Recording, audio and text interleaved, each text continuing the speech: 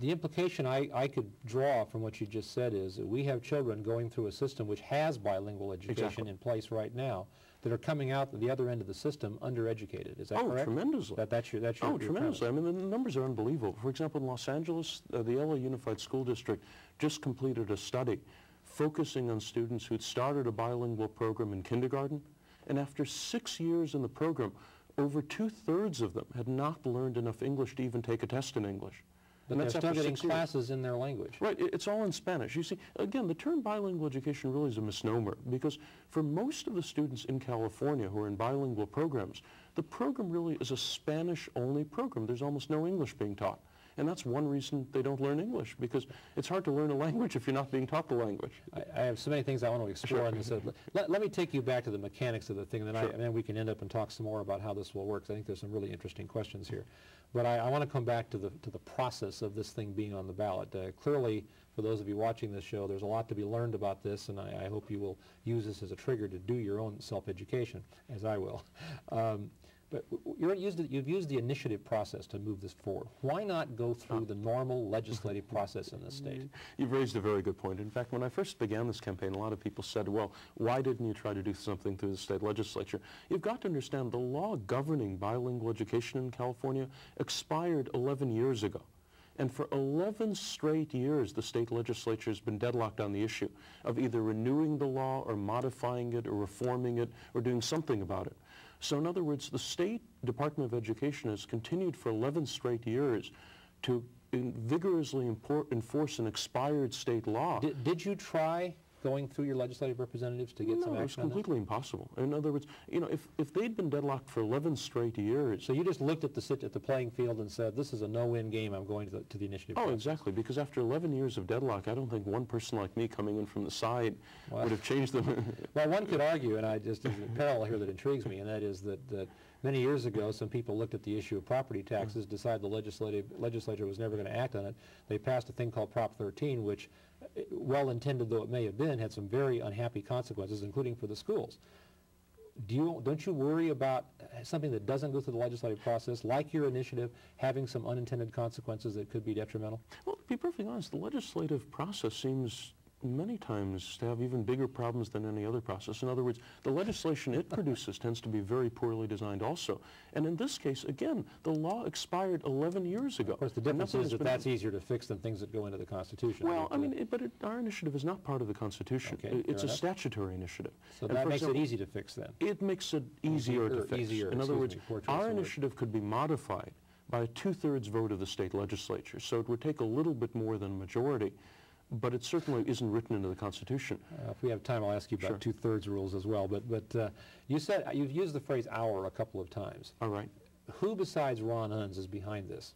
Well, I mean, what had really happened is I met with, again, the parents and local immigrant rights activists, and I talked with a lot of other people I know on the issue. Together, I probably played the largest role in drafting the initiative, but I talked and discussed it over with a lot of other people, got them involved, and then recruited other people to help in the campaign. So, for example, the honorary chairman of our campaign is Jaime Escalante, the world-famous East LA calculus teacher who's been fighting bilingual education for many, many years. The co-proponent on the initiative, the co-chairman of the campaign, is Gloria Mata-Tuckman, who's a first-grade teacher down in Santa Ana, who's been fighting bilingual education for many, many years. And so these are all people involved in the campaign with me, along with others. Yeah, but now you did say, again, I'm trying to pick up your words carefully here, the implication is that you or a very narrow group of people drafted this legislation. Let's be specific. Who did draft the legislation we'll be voting on? Well, I drafted the core of it, and then I circulated around 15 separate drafts to probably about 40 or 50 different individuals around the country to get their input. And then, again, the drafting went through about 15 different versions of the initiative, getting feedback. But there's been no public meetings or public discussion or discourse on it. The campaign provides that. Exactly. So that if something has been missed by those who might have some opposition to it, they're going to have to go back to that 2/3 vote in the legislature if it passes. Right. But nothing has really come up during the whole campaign. So in other words, and by the way, when I circulated around the drafts of the initiative, I circulated to some of the leading supporters of bilingual education in the country whom I met with. And you got comments from them? Oh, yes, exactly. And did any of those comments get into your drafting? Well, actually, they didn't give me comments on the actual drafting of the initiative, even though I, asked for them. I mean, they really just said that even though they felt bilingual education didn't really work well, they thought it might be made to work in the future, and so they hoped I wouldn't go ahead with the initiative to get rid of it. Well, it sounds like you are going to go ahead, and we're going to go ahead and take a break right now. We'll be back in just a moment with more on bilingual education in California.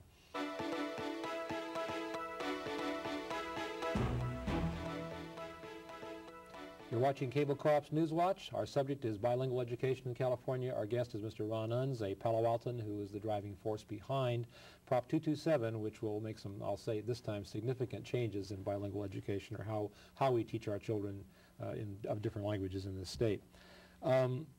We talked, as we're going to our break, we talked about the campaign and who's behind it, and let me just ask this much more about that aspect of it. When you went out to qualify this initiative for the ballot, who paid for that? Okay, well, I put in probably over half of all the money myself, and I talked to various friends of mine and persuaded them to put in money as well. But overall, this is a very popular issue, and this initiative really, I think, will take less money to qualify and win than almost any other initiative in California history. Well, you've already qualified it, so it's right. a case of it being on the ballot. But now let's talk about the campaign. Sure.